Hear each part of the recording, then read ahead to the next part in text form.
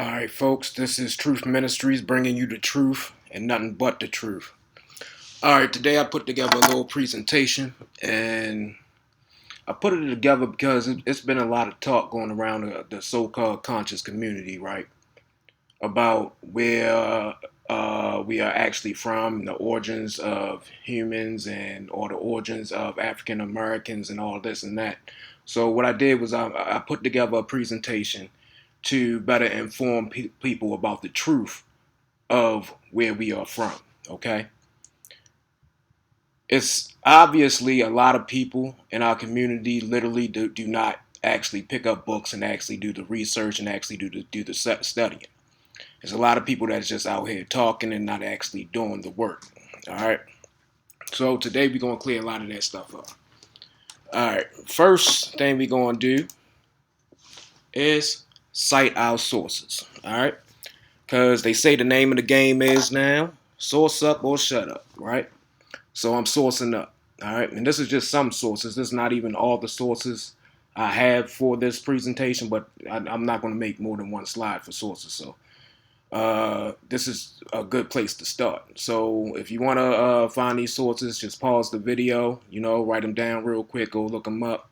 Uh, that's how you get that. But we're not going to spend too much time on the sources. You can pause the video and, go look them up. All right. So let's get right into it. First, we're going to start our journey at the very, very beginning, all right? Where all life forms started at, all right? All life forms started as a single-celled organism 3.5 billion years ago. Mind you, I'm just let y'all know everything that I'm telling y'all, it's coming straight from scientists. This is not something that I'm trying to make up and create a narrative around. This is what scientists have proven, okay? So, as it states, it was Darwin who originally had the idea of a single cell ancestor, one primordial form, okay, from which all modern beings have descended. In this fullness of time, Darwin's notion of universal common ancestor can be supported by the fact that every organism, from microbes to human beings, uses almost exactly the same genetic code, okay? And biologists now say to have identified a tiny single-celled organism no more than a lipid membrane that encased an early but functioning genome composed of DNA, as well as protein and RNA in which these parts communicate, which they call the last universal common ancestor, or LUCA for short, which came into being more than 3.5 billion years ago. All right. So, not only human life, okay, but all life, plant life, everything in existence, animals, everything in existence began with this one single form that came out the water, okay? Came out the oceans or a ocean. Well, we'll talk about that. All right. So let's go into the tree.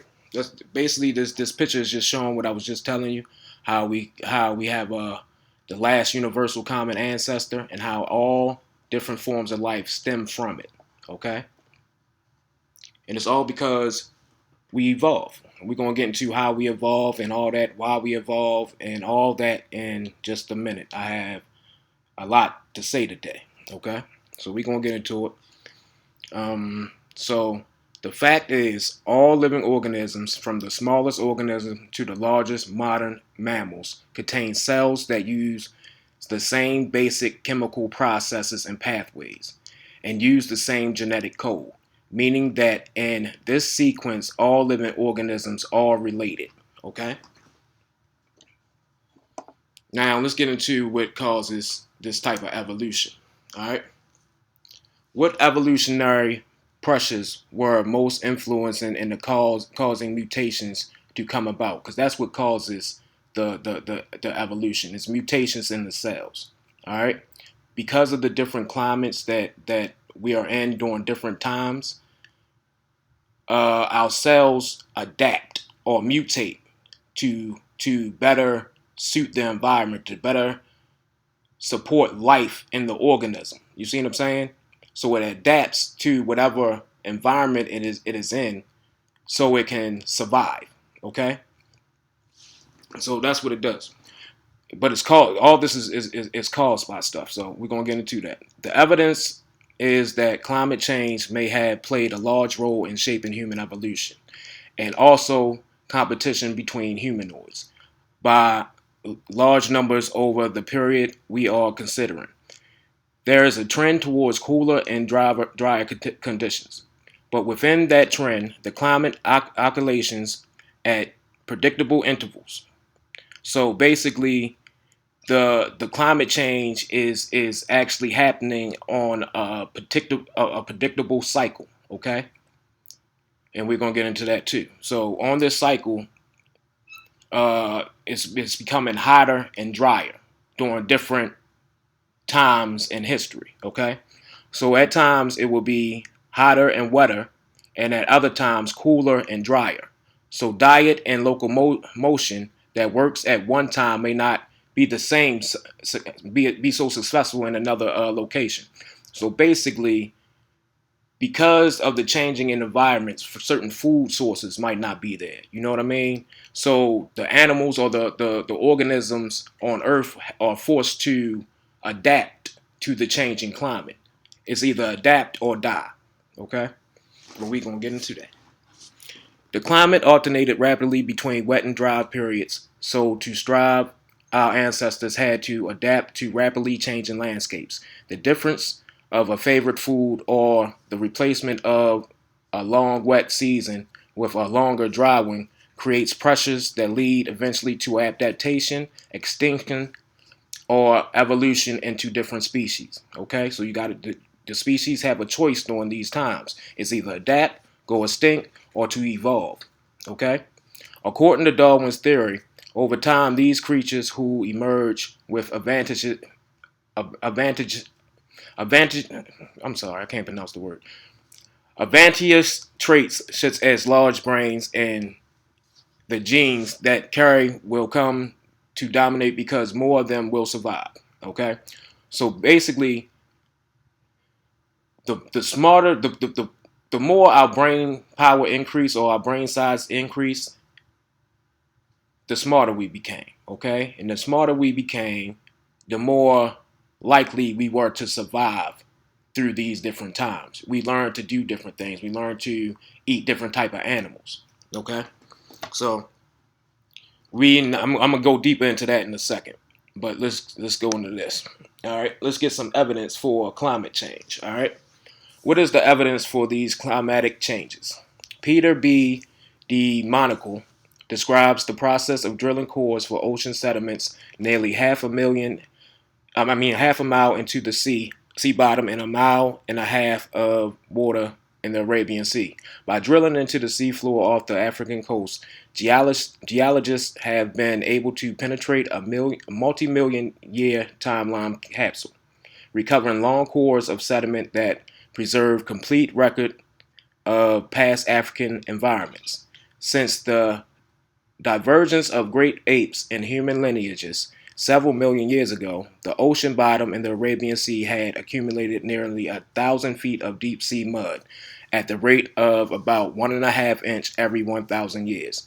The sediments here consist of mixtures of fine white calcium, carbonate fossil shells from ancient ocean plankton, and darker, saltier grains of salt blown from areas of Africa and Arabia by windy monsoons. When the mix looks darker and gritty, it indicates drier, dustier times. When it looks lighter, that reflects wetter, more humid conditions.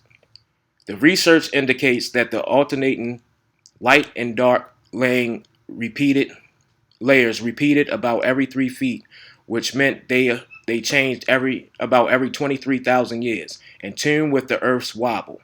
Okay, so in tune with the wobble of the Earth, which happens it makes a complete wobble every 23 to 26,000 years. It's causing the Earth to get wetter in some places and drier in others during certain times. Okay, we're about to get into that. For North Africa and South Asia, more or less heat during summer increased or decreased monsoon rainfalls, making these regions either wetter or drier as our planet wobbled back and forth. Okay? So a lot of y'all already know that our planet does not only rotate, but it does wobble. All right? Just like a spinning top. So it wobbles. All right? And this is where why ancestors came up with the zodiac. But I'm not gonna go all deep into the zodiac. I don't want y'all to be like, oh, he's pseudo, he get into the zodiac. But we're gonna understand a couple things about it though, because it definitely gives us a couple informations about this wobble. All right. So what happens is every 24,000 years or so, we had something called a great year. All right. So just like we have a regular year, all right, we have 4 seasons in a regular year: spring, summer, fall, and winter. All right, and these different seasons are caused by the position of the sun and the earth. Okay, and just with the same type of science, the wobble of the earth creates different seasons also on the earth. Okay, but these seasons last a lot longer than uh, you know than a regular year. Okay, it lasts about 24,000 years. It's called the Great Year. So each, just like the regular year, the Great Year has 4 seasons. You have your spring, you have your summer, you have your fall, and the winter. All right. The last winter was about 30,000 years ago. Okay. About 30,000 years ago was the beginning of the Great Winter, and that began in the age of Leo. Now, what you got to understand is each year, right?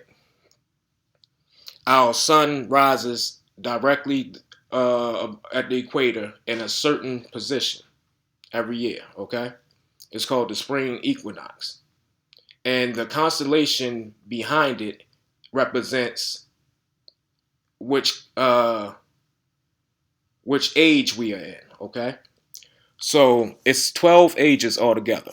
All right, so every 70 years our equator actually shifts 1 degree. All right, every 2150 years or so, our equator shifts 30 degrees. All right. So over about maybe, I want to say, what, 30,000 years, 20, not 24,000, but about 15,000 years. No, about 7,000 years, about 7,000 years, our, uh, our equator makes a whole 90-degree shift, okay, into another region. All right, so the sun's energy is hitting the earth in a different position during different times. All right, so the Great Winter, right, all right, was the ice age. The earth froze over, and then came, and that happened, and it froze over all the way to the age of Taurus. Okay, and from the age of Taurus, right, that was the beginning of the Great Spring. This is when the ice that was frozen over during the Ice Age started to melt. Okay, because the sun, the wobble, was in a different position, and the Earth started to heat back up. Okay, causing a spring-like condition that lasted about 6 to 7,000 years. All right, the Earth continually to start heating up. It went from the icy cold to pretty much the climate that we are in today. All right, and that happened in the age of Taurus. All right, so after that, right now we are entering into the age of Aquarius, or we are in the age of Aquarius, and this is supposed to be the dawn of what is known as the Great Summer. All right, so this may be what I'm trying to indicate right now is our ancestors may have left us warnings with this zodiac that we just didn't understand, because it's looking like at the beginning of each one of these age, the earth makes a drastic change, okay? And with this drastic change, we need to be prepared for what's going to happen, all right? Or we're going to die and go extinct because of these climate changes. Our climate is changing right now, and I believe it's because we are entering what our ancestors called the Great Summer, all right? And our earth right now, if you actually go look at it, our earth is actually losing the Earth's magnetic field, electromagnetic field is actually weakening. The North Pole is actually shifting towards Serbia.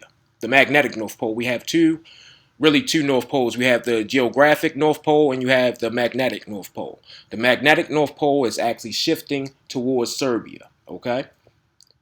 And with this happening, you have the weakening of the Earth's electromagnetic field. Now, what the Earth's electromagnetic field does is it blocks against certain solar rays that come from the sun. Okay, it prevents certain high-level solar rays from entering into our atmosphere and causing certain high level of radiation, harmful levels of radiation to get into our atmosphere. So right now, what's happening is it's weakening. All right, and by it weakening, it's allowing certain particles to enter into our atmosphere. All right. Scientists already know the magnetic North Pole shifts. Once every few thousand years, the magnetic poles flip so that a compass would point south instead of north. While changes in the magnetic field strength are part of the normal flipping cycle, data from Swarm this is just a research site, Swarm, have shown the field is starting to weaken faster than in the past. Previously, researchers estimated the field was weakening about 5% per century. But the new data revealed that the field is actually weakening at 5% per decade, or 10 times faster than thought. As such, rather than the full flip occurring in about 2,000 years, as it was predicted, the new data suggests it could happen much sooner. Okay? So we got to understand that climate change is happening right now. And we got to get prepared for it. All right? And I'm about to make y'all really understand why we have to get prepared for this climate change. All right? Let's get back into our timeline of human evolution. All right? So let's get into who we are. We are a branch of the tree of evolution called humanoids. All right. Any member of the group consisting of all modern and extinct humans and great apes, including gorillas, chimpanzees, orangutans, and all their immediate ancestors. Okay. So it was a many of humanoid species walking this earth. Okay. It wasn't just Homo sapiens. It was a lot of them. Put it like that. One of them, I want y'all to hear this though. One of them even died off or went extinct because during one of these climate changes, they lost their food source. All right, because if the Earth got colder, the food source wasn't as plentiful because they were vegetarians. Okay, you had one type of humanoid that was vegetarians, and when the Earth froze over, you know it ain't as many trees and vegetation growing. So what happened was they starved to death. Okay, because they didn't want to switch over to meat as humans did. Humans switched over to and started eating meat, and by us starting to eat meat, it caused our brains to start to grow, started certain chemicals in our brain and certain reactions in our brain to happen, and it caused our brain to swell, and that increased our intelligence. And with increased intelligence, and by us adapting and learning how to hunt and learning how to use different skills and different tools, that intelligence actually caused us to evolve. Okay? So let's get into this. Humans are not descended from monkeys. Okay? Y'all got to stop with that bullshit. We're not descended from monkeys. Monkeys are monkeys. They evolved into monkeys.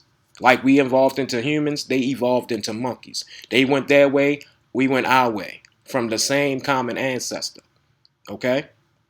I don't know where we come from monkeys. Monkeys wouldn't, if we came from monkeys, monkeys wouldn't be here.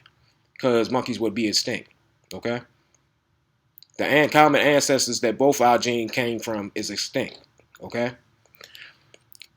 Humans are not descended from monkeys, but we share a common ancestor with them. Nor are we descended from chimpanzees. But molecular evidence shows that the common ancestor we share with them lived about 6 million years ago. Neither are humans descended from fish. but we also share a common ancestor with them. That goes back to that single cell organism I was trying to tell you about. We all have a common ancestor with all creatures on this earth. It is no different. So every animal is linked to every other by a chain of intermediate genes. From every animal or plant to every other of the creature on earth, including humans. Okay? We are all part of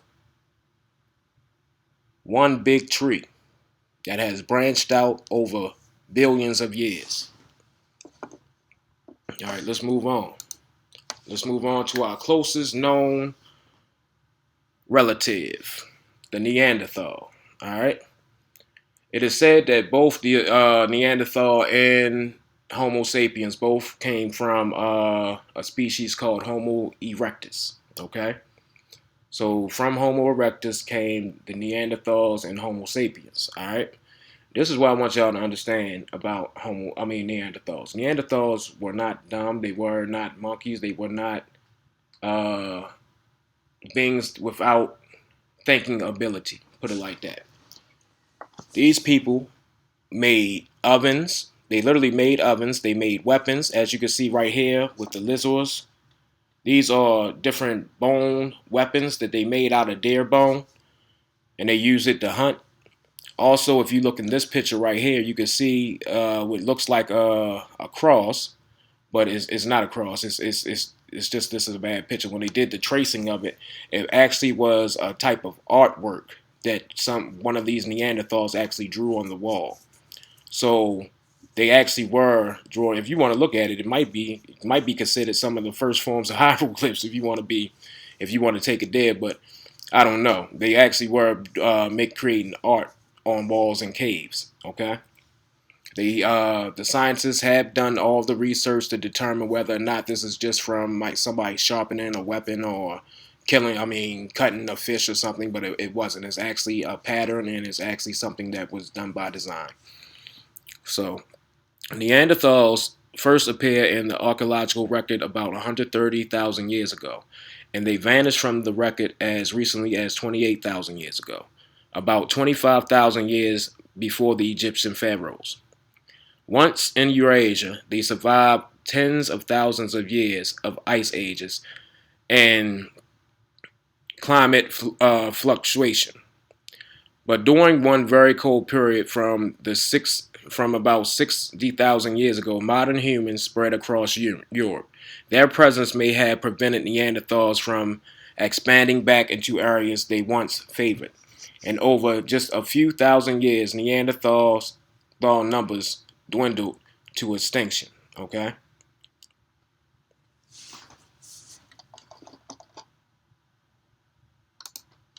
All right. And on this map, this shows the different areas that different skulls have been found of different Neanderthals and Homo erectus.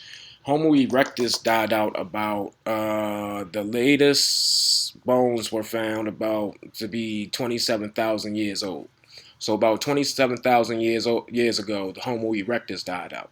Also, the Neanderthals died out around the same time, about 24 to 30,000 years ago. But this is my question. Why around that time are these people dying out? It's because of climate change and because they didn't want to adapt or change their habits or wasn't smart enough to change their habits. You see what I'm saying? To survive, they wind up going extinct. Okay? So the Neanderthal decline and extinctions include the fact that they lacked the social buffering of support within large social groups. Like earlier humanoids, they seem to have lived primarily in small family groups with limited contact with each other. In early human communities, there was a more pronounced division of labor. The men hunting the larger animals, and the women and younger children foraging for small game and plant foods, leading to a more diverse social diet. You see what I'm saying? Diet plays a factor in evolution. So all y'all vegans and vegetarians, I'm sitting there telling you what y'all gonna happen when the plants and the fruits and vegetables die out because either the earth is too hot for them to grow or too cold for them to grow. What you gonna do? You gonna become a goddamn carnivore like the rest of us, right? And don't get it twisted. I did that vegan thing for a minute, but I couldn't keep on doing. I couldn't do it. Put it like that. But so yeah, I went back to eating chicken and fish. So yeah, we gotta become aware of this stuff because there's a lot of people doing a lot of things that really are proven to be harmful. You see what I'm saying? Vegans could go extinct in the next 200 years, based on science. I'm just saying. In early human communities, there was more produced division of labor and the men hunting the larger. I read that already. All right. Let's go to the next slide. All right, let's go to some more information about why the Neanderthals went extinct. Ice core data suggests that from about 30,000 years ago until the last ice age, about 18,000 years ago, the Earth's climate fluctuated wildly. Neanderthal numbers diminished to pockets across the continent until their last known remnants perished in a limestone cave known as Gorham's Cave, opening to the sea on the rock of Gibraltar, where there is evidence of inhibition going back. And habitation going back to 125,000 years, including stone spear points and scrapers, charred pine nuts, and the remains of ancient fireplaces. All right. Radiocarbon dating suggests that the embers in some of these fireplaces died out only 28,000 years ago, the last known trace of the Neanderthals on Earth. Okay? So Neanderthals died out about 28,000 years ago, right around the time that climate change is said to happen. Okay? The Ice Age began. When the Ice Age reached this area between 30,000 and 23,000 years ago, the landscape was transformed into a semi-arid steppe, leading to the conclusion that it was. Hold on. Leading to the conclusion that it was. Hold up. Something is happening in my house that I got to take care of real quick. Let's pause for 1 second.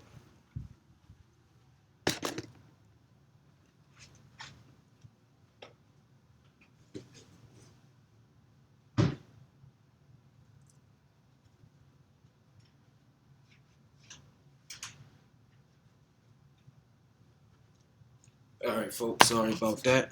Where was I? All right.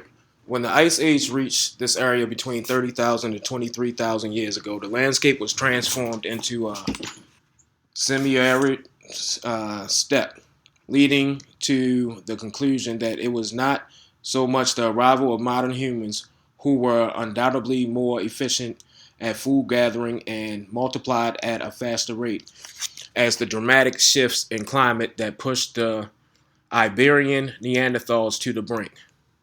But the lights had been going out on the Neanderthals all across Asia, Europe, and the Middle East long before that, in Mongolia, Israel, Italy, and Spain. So it was no so much one catastrophic event, but a collection of related but unique short stories of extinction. All right. Gillibaugh was simply the last stand. All right, so they died out because of the climate. They couldn't survive in the caves because the humans probably was in there with them. I'm gonna sit here and tell you, the humans that migrated north into Europe actually shared caves with Neanderthals. All right, and because of this, I believe that was another reason why they actually died out and didn't survive. So let's get into the next one. 1 second. The mouse messed up. Alright. Alright, the next one is us. Who we are. And this is going to be fun because we're going to get real into it, real deep with this. Because I'm not going to use anybody else's sources for the origins of humans, I'm going to use my own personal DNA for this one. All right. I got a DNA test done by 23andMe, and that's what I'm going to be using to explain the migrations of us the human species known as Homo sapiens. All right. So Homo sapiens pretty much came around about around 300,000 years ago. All right. In Latin, Homo sapien means wise man, the species to which all modern human beings belong. Homo sapiens is one of several species grouped into genus Homo, but it is the only one that is not gone extinct. Okay, so us humans are the only Homo species that has not gone extinct. It's because we learned to adapt. All right, it's because of our intelligence that we haven't gone extinct as our predecessors have. All right. So we're going to start this journey with my paternal haplogroup. My paternal haplogroup is EU175. All right. So it says the story of all our paternal lines can be traced back over 275,000 years to just one man, the common ancestor of haplogroup A. Current evidence suggests he was one of thousands of men who lived in Eastern Africa at the time. Okay? So, human life, Homo sapien life began in East Africa. Okay? Not West Africa, not South Africa, not Central Africa, not Egypt. Okay? It began in East Africa. All right? Predominantly around the base of the Nile. Okay? However, while his male line descendants passed down their Y chromosome generation after generation, the lineage from the other men died out. Okay, so the other thousands of men that was alive during the time of all of our common ancestors, they actually died out. Okay, over time, his lineage alone gave rise to all other haplogroups that exist today. Okay. All right, so let's go to the next slide. The next slide states that the first step of my paternal line ancestors lead from Eastern Africa north towards the Red Sea. Haplogroup DEM145. The DE lineage branched away from its brothers around 65,000 years ago. Okay? So what this is saying is haplogroup D, along with some other haplogroups like C, and I forget the last one, but they all migrated towards Asia. Okay, so haplogroup D went into Asia, and haplogroup E remained in Africa. Okay, and moved northwest throughout the continent. All right, this is the first migrations. All right, so where was I? Among the first of our ancestors to cross out of Africa into the Arabian Peninsula. Most descendants of the DE lineage belong to one of its two branches, D and E. Men carrying D moved east into Asia, and those with E moved west through Africa and into Europe. Okay? So these people are the ones that created the Europeans. Okay? They eventually wound up in Europe in the caves with the Neanderthals. And I believe because of this, and because of the ice age, and because of climate change and all that, and because they got stuck in the caves for so long, I believe that's why they lost their pigmentation. Because as you can see here from this map, all human life came out of Africa. All right, there was no human Homo sapiens anywhere else on the planet until the Homo sapiens that came out of Africa migrated north into Asia and into Europe. All right. So, and what happened was when they did it 60,000 years ago, they wasn't expecting the ice age to happen, and the ice age happened on them, which wound them up in the caves with the Neanderthals. The Neanderthals were it's actually documented that, and a lot of scientists actually believe that Neanderthals are the ones that actually taught humans certain survival skills, because like certain ways to make leather, how to turn the animal skins into clothes, and how to make weapons and stuff like that, how to make stoves. It is said that it was the Neanderthals that taught them this, taught the Homo sapiens this. Okay, even though I believe we probably knew this years before any Neanderthal taught us, but that's what some scientists believe. So when they're in the caves with the Neanderthals for thousands of years, they are not getting as much sunlight. Okay, so over generation after generation, their children started to come out lighter and lighter and lighter, till eventually they completely lost their pigmentation because of the lack of sunlight. Okay, and it's the sunlight that creates the dark skin tone. Okay, and because of the lack, they just don't have it anymore because they were stuck in the caves for all them years. So when the age of Taurus came in, okay, when the age of Taurus came in and the ice started to melt and the earth started to flood over and they were able to come out out the caves, you see what I'm saying? They came out looking a total different way. Okay, they came out looking like they do now, Europeans. But they are, in fact, Africans that were turned into Europeans. I want y'all to understand that. All right. Life did not begin in the Levant. All right. Life did not. And that's for all y'all Hebrews. I don't know where y'all get the Noah and the Shem and all that type of stuff. I don't know if you get it. It wasn't even. I don't understand, but to each their own. This is what we talking about right now is the actual journey of human life based on scientifically proven genetics. Okay. So, all right, let's read this.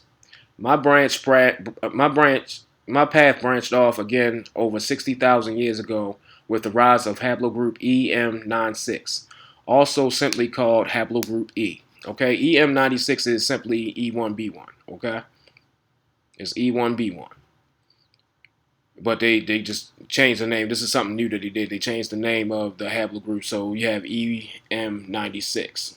All right.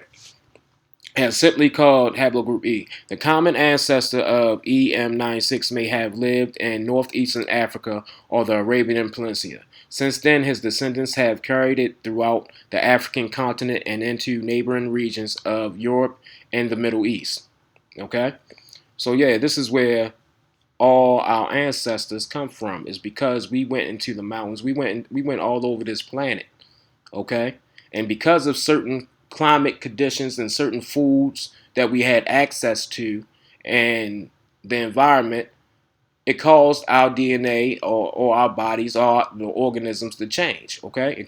Just to adapt.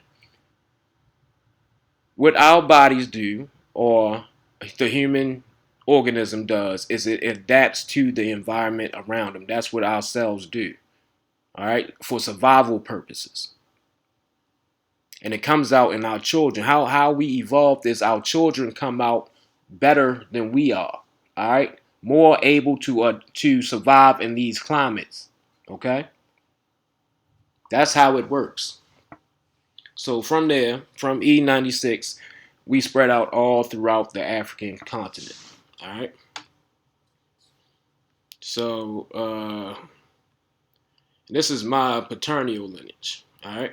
Mind you, my U175 is not from this region. All right, it's not found in this region. This is the region EM180. All right, EM180 is found in West Africa. That is E1B1A. My haplogroup is E1B1A1G. Okay, so that means that my paternal lineage did make it to West Africa, but during the Bantu expansion that happened about 5,000 years ago, my ancestors went south into southern Africa. Okay, so I wasn't in West Africa. My direct ancestors wasn't in West Africa for over 5,000 years. My Hold up, we're gonna get to my maternal. I was about to just, whew, let me hold up. Let's get to my maternal right now. All right. Because I'm gonna explain something about that point I just made about my paternal lineage not being in West Africa. I mean, yeah, not being even from West Africa. We're gonna go deeper into that in a second. All right, so let's get to the maternal. My maternal lineage is L3E 2B1A. All right. If every person living today could trace his or her maternal lineage back over thousands of generations, all our lines would meet at a single woman who lived in East Africa between 150,000 and 200,000 years ago. Though she was one of perhaps thousands of women alive at the time, only the diverse branches of her haplogroup have survived to today. The story of your maternal line begins with her. All right. So all of us come from a common maternal lineage also. All right. That began in, again, East Africa, the same spot. Of course, if the paternal lineage is going to start in one spot, of course the maternal lineage starts in the same spot. You know, because everywhere that it was a man, it had to be a woman for all this recreation to happen. All right. So that's pretty much where all of us begins in East Africa. All right. Then we migrate north. All right. We migrate north, and my maternal lineage, personally, that's where I got to get personal because, like I said, everybody did not do the same things in these different migrations. All right. Everybody did not go to the same spot. We might have ended up in the same spot, but we did not originally migrate to the same areas. All right. So we migrated north to around present day Sudan, I want to say. So from there, our people migrated, created haplogroup L3, and it migrated north, east, west, and south. All right. So my haplogroup, all right, L3E, all right, did not go west, all right, and it did not ever make it anywhere over here. My haplogroup went directly south through East Africa, all right. So my maternal haplogroup never even been in West Africa, never. Okay, my maternal lineage never was in West Africa. I want y'all to understand that. For those people that are out here teaching that we all come from West Africa. Okay?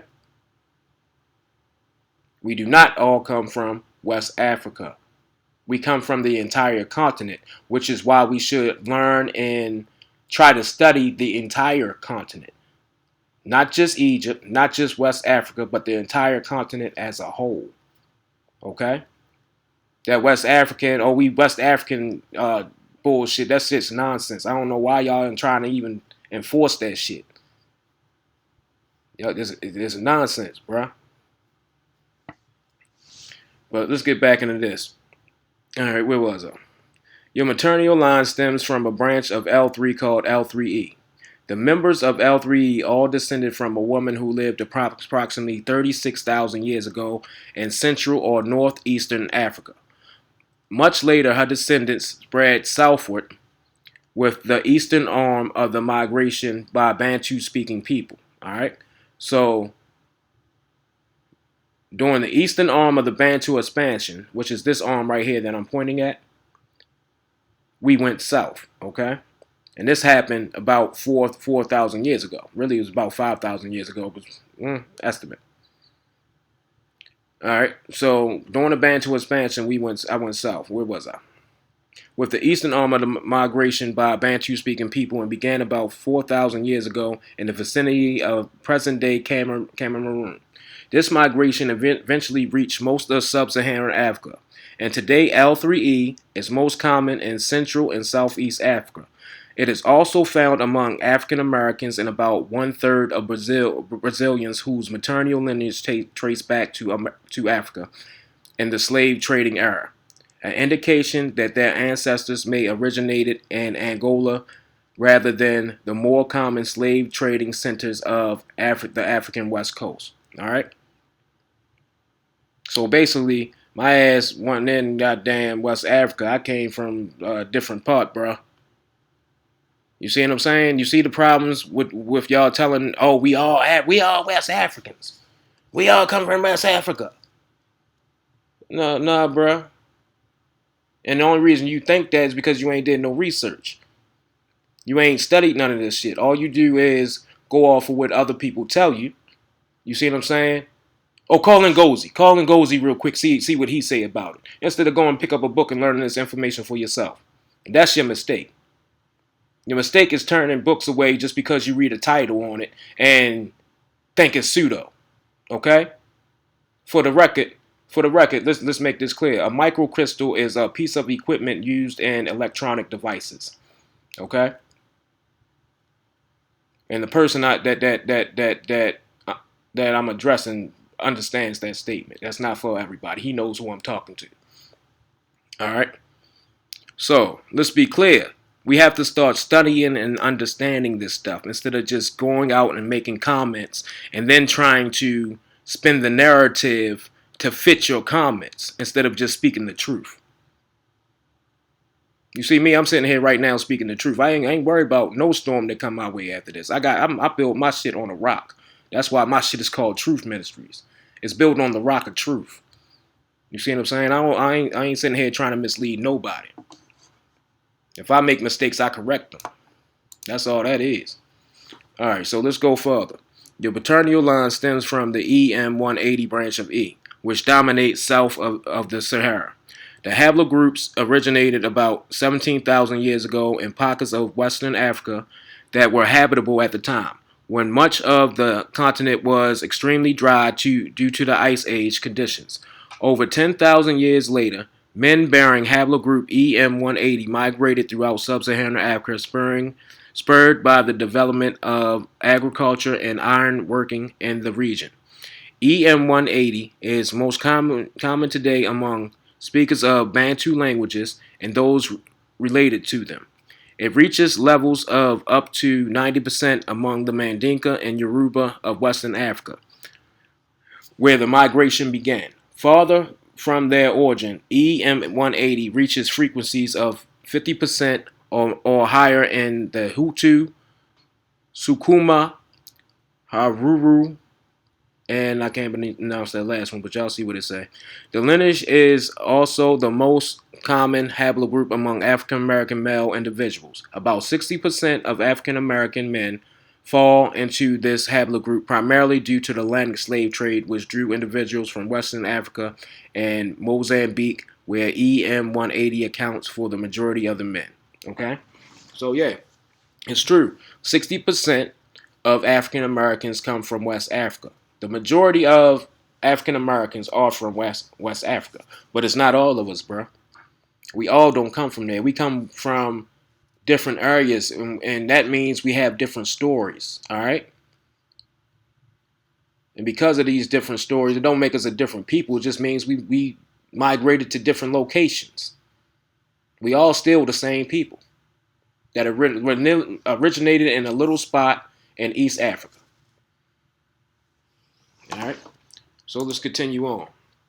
Let's make sure that y'all understand what West Africa is. All right. Because I don't think most of y'all don't even know what West Africa is. All right. To talk about everybody came from West Africa. Let's look at it. West Africa is the westernmost region of Africa. The United Nations defines West Africa as the 16 countries of Benin, Burkina Faso, Cape Verde, the Gambia, Ghana, Guinea-Bissau,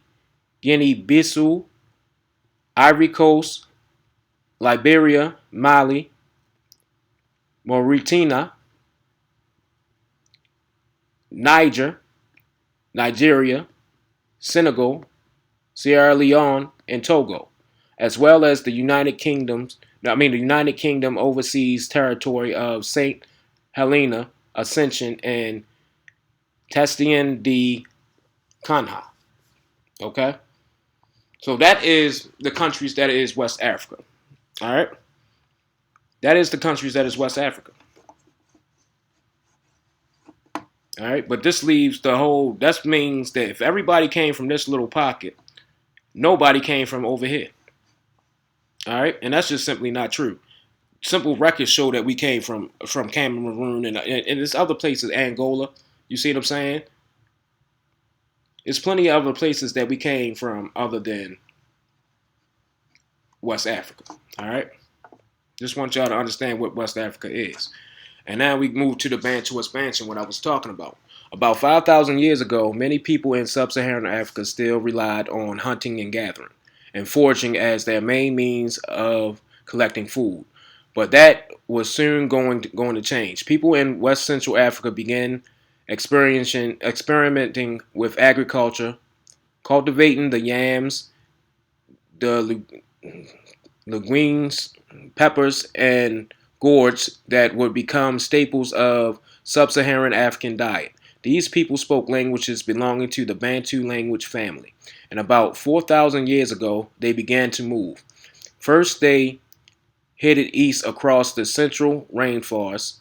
Eventually, the descendants of these migrations arrived at the farthest reaches of southern Africa. Later, other Bantu speakers who had remained in West Africa also began to travel down the western coast.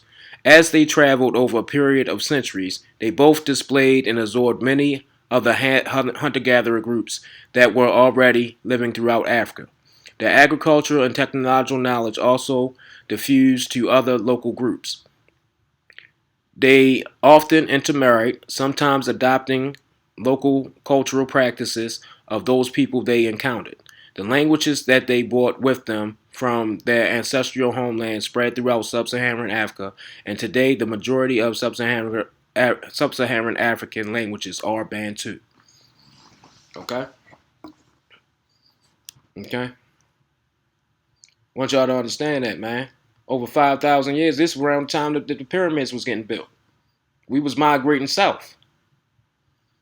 We wasn't in. A lot of us wasn't in West Africa, bro. I ain't got no problem with West Africa. I don't want y'all to think that. I love West Africa. Right? There's a lot of things about West Africa that I like. I never had an argument about it. I've always said we was or studied the whole continent. You know what I mean? It's other people that want to put one against the other, all because they had a problem with one person. This is why all this stuff is going on. It's over one person. I want y'all to understand that also. But they should have never banged on Kemet. That was a mistake. Cause now we bring the guns out, bro. We gotta bring the guns out, bro. These niggas playing games. All right, so let's go farther into it. This is the breakdown of Africa. You have Northern Africa, you have Western Africa, you have Central Africa, and you have Eastern Africa, and you have South Africa. All right, based on genetics. All right, human life, Homo sapien life began in these regions. All right, nowhere near here. All right, so brother Reggie, right? You say the oldest bones were found in Morocco, all right, which is in West Africa. So we all West Africans. I don't care if the oldest bones was found here or not. Your DNA say you come from here, all right. Your DNA they gonna go back farther than these bones that they found over here, all right. You originated from East Africa and we migrated west, south, and everywhere else on this planet. All right, everybody's an African. Everybody. All right, so let's go to this. I want y'all to understand this too. This is the different locations that people actually got taken from and put into slavery. All right, it's Mozambique in West Africa. It's Madagascar in West Africa. It's the Congo, Angola, the Democratic Republic of Congo, anywhere in that region. Cameroon, all these other locations, Kenya, all these East African countries. No, I mean West African countries. They are not. All right. So to sit here and to teach people and tell people that we are all West Africans and we need to leave these other parts of Africa alone and just study West Africa is a daggone lie. And to do it just because you have a problem with one man that happens to be Kemetic, you see what I'm saying? That's just y'all got ulterior motives, bro. And I can't let that shit fly. I can't let this shit too important, man. This shit too important to let people like y'all try to diminish what others have already built. The only thing pseudo in this community is you niggas.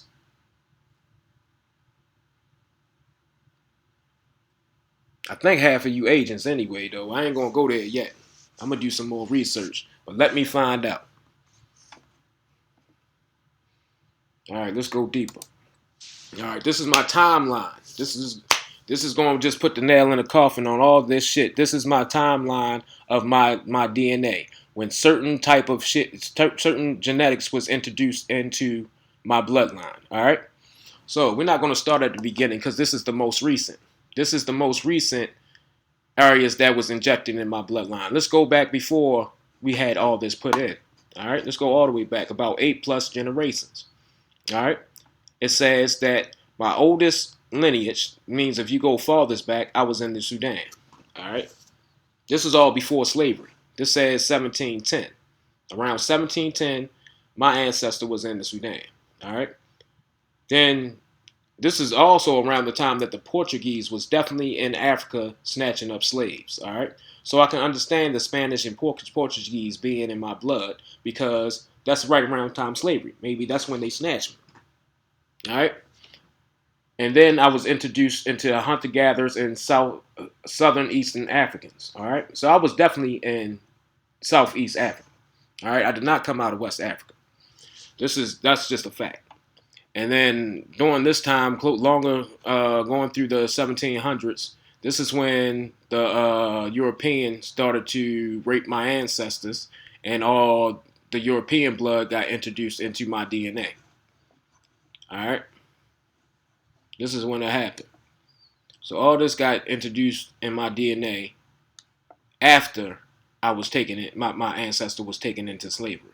All right, before my ancestor was taken into slavery, I was Southeast African hunter-gatherer, all right? Not West African, all right? And West African genetics didn't get introduced into my blood until the 1830s, all right? I just wanted to point that out for y'all because misinformation it's just running too rampant in the conscious community. At first, I thought I understood what the guys that were trying to do, just trying to get all the extra stuff out, like the made up stuff. But it's looking like they trying to take a whole community down. Oh, because their egos are just too big. All right, so it's time to let some air out their heads a little bit. You feel me? We got to deflate their ego a little bit. All right. And because of this, I am starting a new page. I'm not sure if I'm going to post this to my new page or to Truth Ministries page, but I am starting a new page. It's called The Gun Squad. All right. And The Gun Squad will be banging on everybody that wants to come for Kemet. I've been sitting here waiting for the debate, right? Because I'm thinking Jabari going to knock this whole conversation out the box, and I ain't going to have to really do nothing. You see what I'm saying? But it's still a necessity for the Gun Squad just to correct the misinformation and to make sure the correct information is getting out of here. It's getting out and presented to the public. Okay? Because it's too many people trying to present a false narrative and create a narrative. Okay?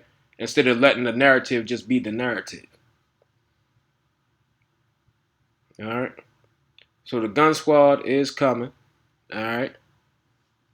Both barrels blazing. And we're not playing with them. All right. Because y'all just keep on. I don't know, yo. I don't know what to really say about y'all. Because it's looking like y'all working for the other side now, bro. It's really looking like y'all working for the other side. I don't want to put that bug on y'all, but I don't know, bro. Y'all not even researching what the fuck y'all talking about. Y'all sitting here just saying shit and leading people on. You know how many people done came to me talking about we West that all this nonsense. Like they know what the fuck they talking about. Oh, crystals are pseudo. Blah blah blah blah. Sage and pseudo. Y'all motherfuckers don't know what the hell y'all talking about, bro.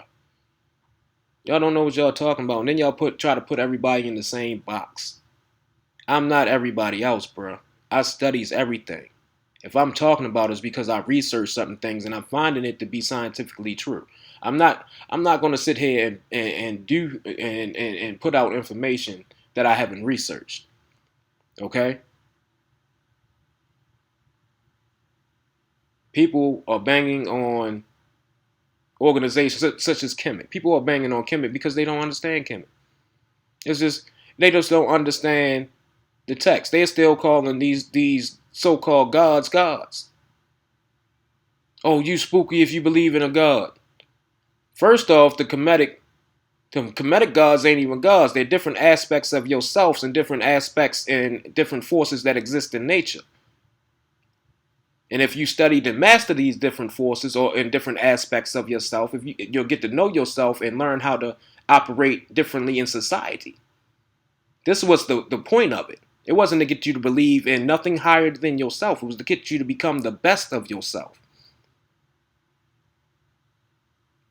And that's what y'all trying to destroy. I wouldn't be here right now making these videos talking right now if it wasn't for the African spiritual teachers that taught me how to think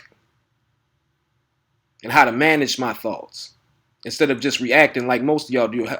How y'all just acting in y'all ego. Y'all don't even realize y'all acting out of ego. Y'all don't understand that aspect or that concept. All I'm saying is, yo, stop talking and really put in this work.